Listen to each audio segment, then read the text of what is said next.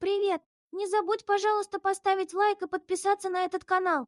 Заранее тебе большое спасибо и приятного прослушивания очередной главы книги «Незнайка на Луне» автора Николая Николаевича Носова. Спать?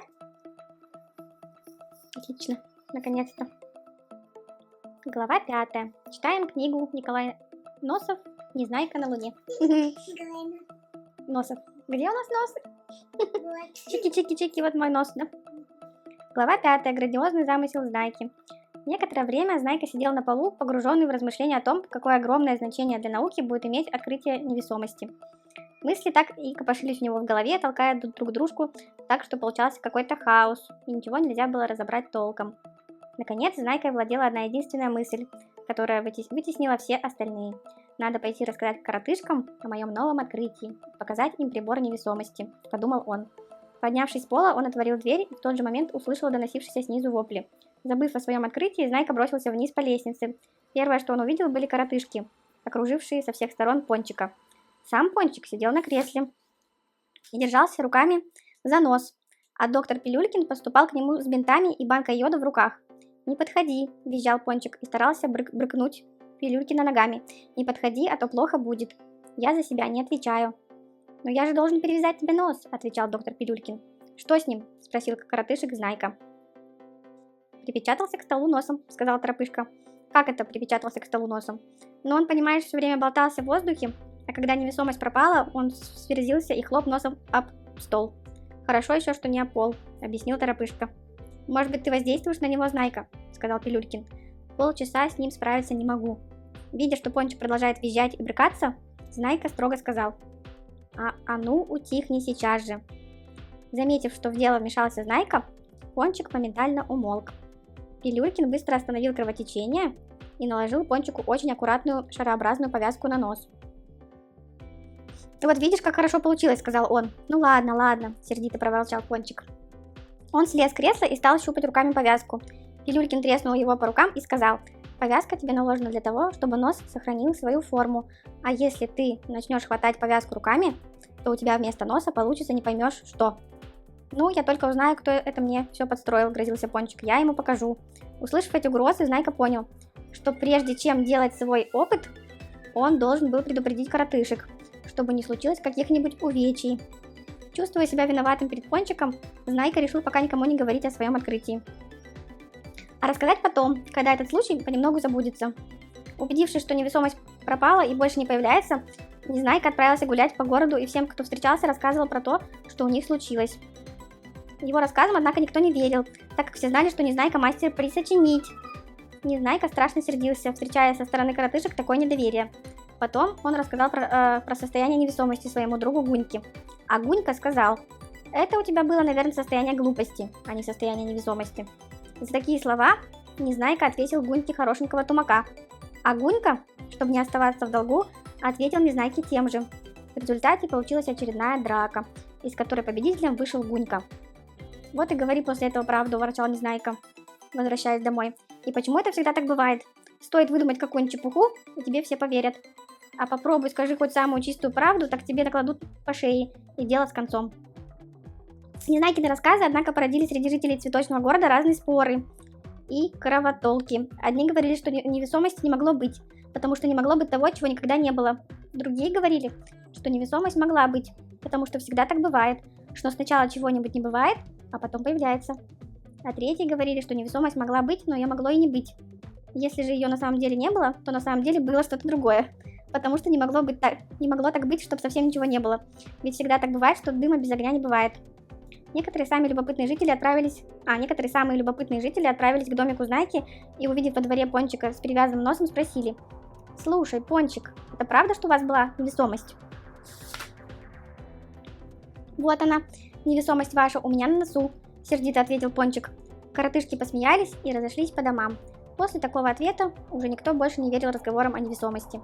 Вечером, собравшись за чаем, Знайка и его друзья вспоминали о том, что произошло за день. Каждый рассказывал о своих ощущениях и о том, что он подумал, когда появилось состояние невесомости. И вот что любопытно, всем было жалко, что невесомость так быстро кончилась. Все-таки это было очень интересное приключение. Знайку так и подмывало рассказать, что секрет невесомости он раскрыл, но стоило ему взглянуть на перевязанный нос пончика, и желание рассказывать пропадало у него само собой. В эту ночь Знайка долго не мог заснуть. Все думал, какую пользу может принести состояние невесомости. «Невесомость – это огромная сила, если знать, как поступиться к ней», – размышлял он. «С помощью невесомости можно поднимать и передвигать огромные тяжести. Можно буквально горы свернуть и вверх ногами перевернуть. Можно построить большую ракету и полететь на ней в космическое путешествие. Ведь сейчас, чтобы разогнать ракету до нужной скорости, приходится брать огромнейший запас топлива. Если же ракета не будет ничего весить, то топлива понадобится совсем немного, и вместо запасов топлива можно взять побольше пассажиров и побольше пищи для них. Вот когда можно будет совершить длительную экспедицию на Луну, проникнуть в ее недра и, может быть, даже познакомиться с лунными коротышками». Размечтавшись, Знайка не заметил, как погрузился в сон. И во сне ему снились космическая ракета, и Луна, и лунные коротышки, и еще много разных интересных вещей. А на утро Знайка исчез. К завтраку он не явился. А когда коротышки пришли к нему в комнату, они увидели на столе записку, в которой было всего 3 слова: «Солнечный город» и подпись «Знайка». Прочитав записку, коротышки поняли, что Знайка уехал в солнечный город. Знайка, как это все хорошо знали, был неожиданный коротышка. Если ему в голову приходило какое-нибудь решение, он никогда не откладывал его исполнение в долгий ящик. Так и на этот раз. Проснувшись ни свет ни заря, когда все еще спали, и решив поехать в солнечный город, он не захотел никого будить, а написал записку и потихоньку вышел из дома. Другой на его месте оставил бы более подробную записку, написал хотя бы «Я уехал в солнечный город», а не просто «Солнечный город». Но Знайка знал, что чем больше слов, тем больше путаницы. И к тому же был уверен, что слова «солнечный город» не могли означать ничего, кроме того, что он уехал в солнечный город. Месяца через 2 от Знайки пришла телеграмма: «Винтик, Шпунтик, солнечный город». Винтик и Шпунтик отлично поняли, что от них требовалось, и моментально, собравшись, тоже уехали в солнечный город. Да, Винтик и Шпунтик. Некоторое время от них не было никаких вестей, поэтому жители цветочного города решили, что они вместе со Знайкой совсем переселились в солнечный город и уже не вернутся обратно. Вскоре коротышки заметили, что по соседству с цветочным городом, неподалеку от Огурцовой горки, началось строительство.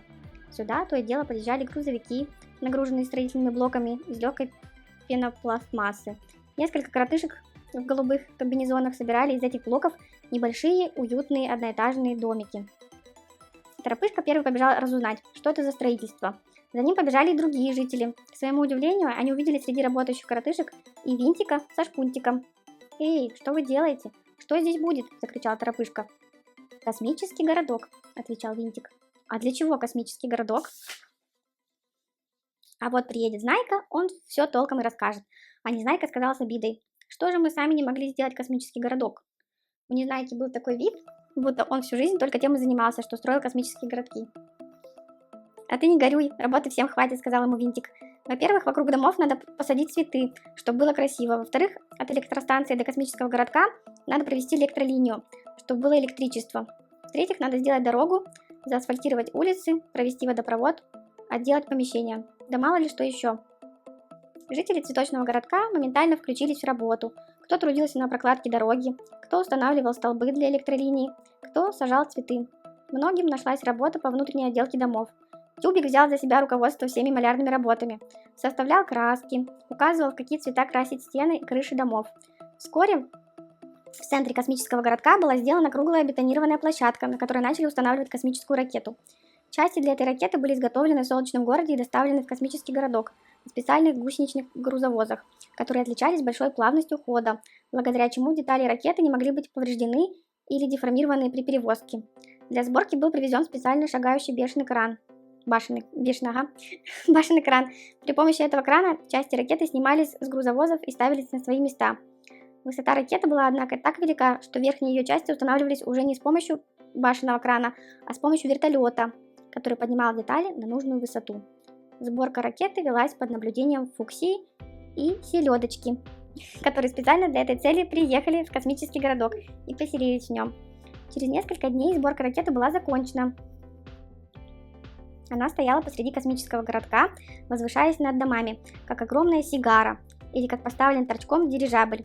Для защиты от вредного влияния воздуха, водяных паров и других газов внешняя оболочка ракеты была сделана из сверхпрочной нержавеющей стали. Под этой стальной оболочкой была вторая оболочка, сделанная из специальной так называемой космопластмассы, назначение которой было защищать внутренность корабля от вредоносного действия космических лучей и радиоактивного излучения. Наконец, внутри корабля имелась третья теплоизоляционная оболочка из термопластмассы, способствующая сохранению внутри корабля необходимой температуры. Для движения ракеты и управления ею имелось 3 реактивных двигателя. Главный, самый большой двигатель, сообщавший ракете поступительное движение, был расположен в хвостовой части. Сопло этого двигателя было направлено вертикально вниз. При работе двигателя нагретые газы вырывались из сопла вниз, благодаря чему сила противодействия, или как ее иначе называют реактивная сила, толкала ракету вверх. В верхней части ракеты, во вращающейся головке, был установлен двигатель поворота. Сопло этого двигателя было установлено горизонтально и могло поворачиваться в любую сторону. Если, например, нужно было повернуть ракету на запад, сопло двигателя поворачивалось на восток. Нагретые газы вырывались в этом случае в восточном направлении, сама же ракета отклонялась на запад. В этой же головной части ракеты был установлен третий, так называемый тормозной двигатель, сопло которого было направлено вертикально вверх. Когда тормозной двигатель включался, горячие газы выбрасывались из сопла вперед, благодаря чему реактивная сила могла замедлить поступательное движение ракеты и даже совсем остановить ее. Внутри ракета была разделена на 12 кают. В каждой каюте помещалось по 4 путешественника, поэтому всего могло отправиться в космическое плавание 48 коротышек. В центральной части ракеты был устроен салон.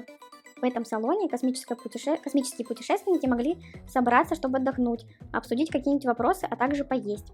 Все остальное пространство внутри ракеты было использовано для устройства так называемых отсеков. Здесь был пищевой отсек, предназначенный для хранения запасов пищи, был химический отсек, в котором помещалась аппаратура для очистки воздуха от накопившейся углекислоты и обогащения его кислородом.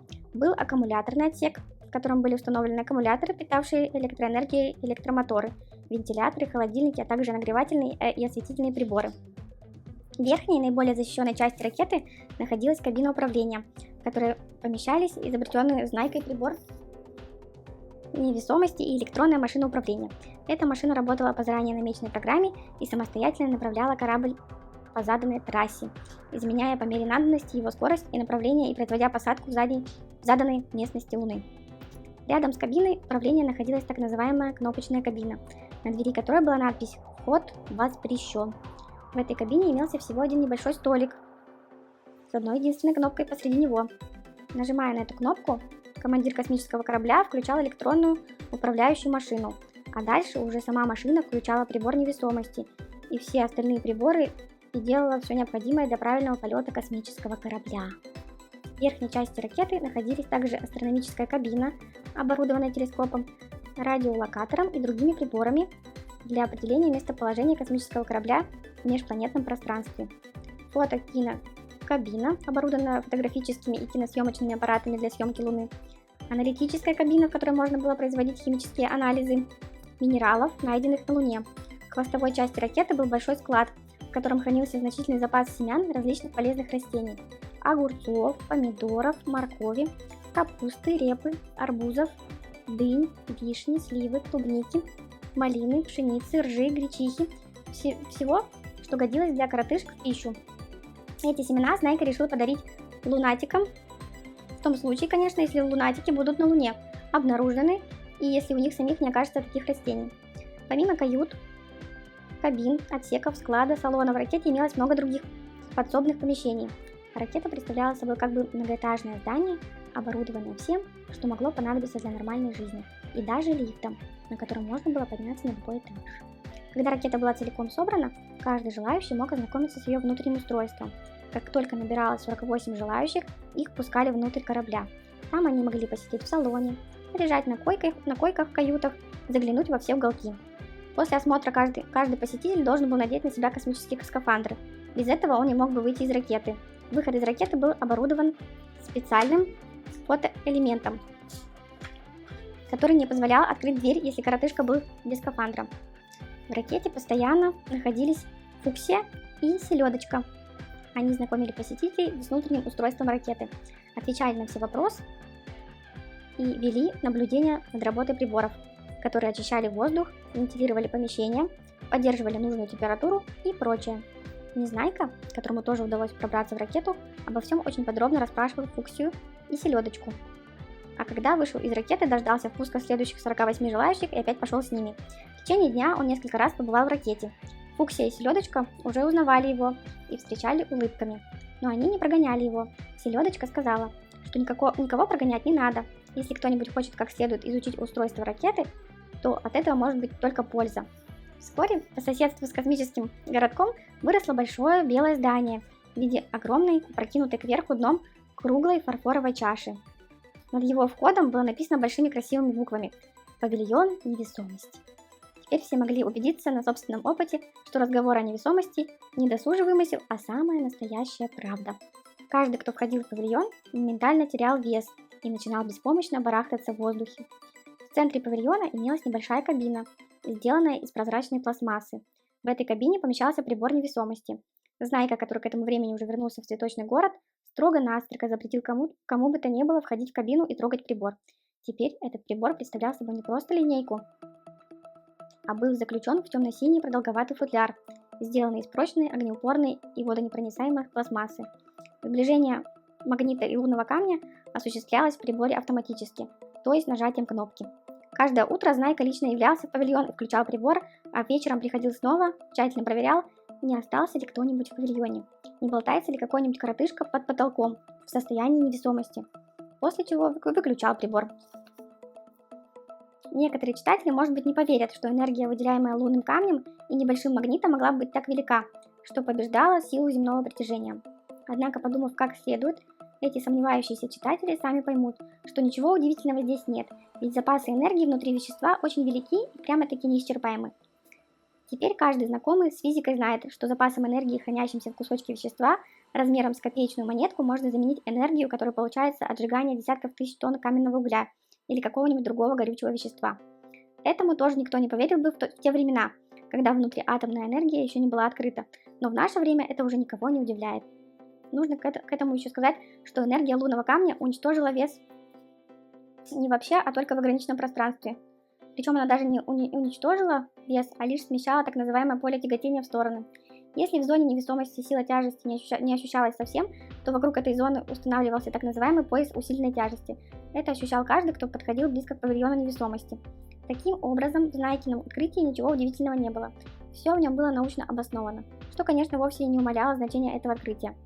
Нечего и говорить, какой огромный интерес вызвал павильон невесомости среди жителей цветочного города. Прошло несколько дней, и во всем городе нельзя было отыскать коротышки, который не побывал в павильоне хоть раз. Многие успели побывать даже по нескольку раз. А что касается Незнайки, то он не вылезал из павильона по целым дням и чувствовал себя в нем словно рыба в воде. Однажды утром Незнайка встал пораньше и забрался в павильон, так, чтобы никто не видел. Там он взял прибор невесомости и отправился с ним на реку. Ему почему-то захотелось посмотреть, что будут делать рыбы в реке, когда окажутся в состоянии невесомости. Неизвестно, почему ему в голову забралась такая мысль. Может быть, он начал думать о рыбах, потому что сам, словно рыба, целыми днями плавал по павильону в состоянии невесомости. Очутившись на берегу реки, Незнайка включил прибор невесомости и принялся глядеть в воду. В первый же момент он заметил, что невесомость очень странным образом подействовала на поведение рыб. Одни из них опустились хвостиком вниз и вертелись как балерины. Другие опустились вниз головкой и тоже вертелись. Третьи плавали вверх животом. Однако через некоторое время многие из них освоились в состоянии невесомости и стали, как обычно, резвиться в воде. Но вот одна из рыбешек, попытавшись поймать муху, вившуюся над водой, выпрыгнула из реки и беспомощно закувыркалась в воздухе. Теперь уже сила тяжести не притягивала ее к низу, и рыба при всем желании не могла вернуться в реку. Вслед за первой из воды выплеснулась вторая рыба. Не прошло и 5 минут, как над поверхностью реки заплясали, поблескивая на солнышке, рыбы, лягушки, тритоны, жуки-плавунцы и прочая водяная живность. Пока Незнайка проводил на реке свои опыты, Знайка пришел в павильон, чтобы включить прибор невесомости. Увидев, что прибор из кабины исчез, Знайка страшно перепугался. «Где прибор?» – закричал он, волнуясь. «Кто взял прибор? Положите сейчас же на место». Но никто из коротышек не мог сказать ему, где прибор.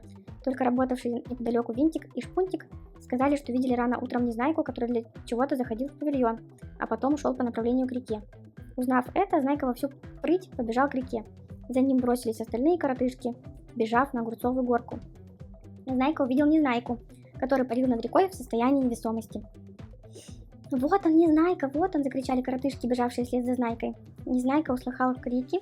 Обернувшись, он увидел разъяренного Знайку и остальных коротышек, которые бежали прямо к нему. Испугавшись, он хотел от них убежать, но только беспомощно затрепыхался в воздухе. Сообразив, что бежать в состоянии невесомости невозможно, он поскорее нажал кнопку прибора и выключил невесомость. Приобретя вес, он моментально полетел вниз и с размаху шлепнулся в воду. Вода так и брызнула во все стороны. «Спасайте его, спасайте, у него прибор невесомости!» – истошно завопил Знайка. И, подбежав к реке, бросился в воду. Коротышки, не раздеваясь, прыгнули в воду и плыли на середину реки, где беспомощно барахтался Незнайка. Он уже начал пускать пузыри, когда к нему подоспел Знайка. Схватив Незнайку за шиворот, Знайка потащил его к берегу. Тут подплыли другие коротышки и стали помогать Знайке. К реке уже бежал доктор Пилюлькин со своей походной аптечкой. Увидев, что коротышки выволокли Незнайку на берег, он закричал: «Снимите с него рубашку, сейчас я ему искусственное дыхание буду делать». Увидев доктора Пилюлькина с его походной аптечкой, Незнайка вскочил и хотел задать стрекача, но тут Знайка вцепился ему в волос и закричал: «Где прибор невесомости? Ты куда дел прибор? Ты утопил прибор, ослиная твоя голова!» «Пусти!» – завизжал Незнайка и принялся легаться ногами. «А так ты еще дерешься?» – захрипел Знайка. «Утопил прибор и еще дерешься? Вот я тебе покажу, как приборы топить!» И он дернул Незнайку за волосы с такой силой, что у того на глазах показались слезы. В ответ Незнайка стукнул Знайку кулаком в грудь, и у Знайки захватило дыхание, и он выпустил Незнайкины волосы из рук. Почувствовав свободу, Незнайка, как петух, налетел на обидчика, и они принялись драться. Коротышки бросились разнимать их. Одни держали за руки Знайку, а другие Незнайку. Знайка изо всех сил вырывался из рук, стараясь легнуть Незнайку, и кричал: «Как мы теперь на Луну полетим без прибора? Теперь все пропало. Пустите меня, я ему покажу, как приборы топить в реке». Незнайка тоже вырвался из рук и кричал: «А ну-ка пустите меня, я ему дам прибор». Ему наконец удалось освободиться от коротышек, но Торопышка успел схватить его за шиворот. Незнайка рванулся с такой страшной силой, что выскользнул из рубашки, и тут все увидели, как на землю упал прибор невесомости, который до этого лежал у Незнайки за пазухой. «Вот он, прибор невесомости!» – закричал доктор Пилюлькин. Чего ж ты не говорил, что прибор у тебя?» – спросил Торопышка. «А как я мог сказать, когда вы налетели на меня как воронье? Я как только увидел, что падаю в воду, так сейчас же спрятал прибор за пазуху. Чуть не утонул из-за него, а они вместо того, чтобы спасибо сказать, дерутся». Знайка поднял прибор с земли и, сердито сверкнув на Незнайку глазами, сказал: «За это не полетишь на Луну». «Ну и летите сами», — ответил Незнайка. «Очень мне нужна ваша Луна». «С тобой разговаривать, только собственное достоинство терять», — сказал Знайка и, не проронив больше ни слова, ушел. «Подумаешь, какая цаца!» — кричал ему вдогонку Незнайка. «Ну и целуйся со своей Луной, я и без Луны проживу». Глава 6. Отлет. Врал Незнайка, на самом деле ему очень хотелось полететь. Ты что не спишь? А? Спасибо тебе за просмотр до самого конца. Мне очень приятно. Не забудь поставить лайк и подписаться на этот канал, чтобы не пропустить следующие выпуски книги «Незнайка на Луне» автора Николая Николаевича Носова.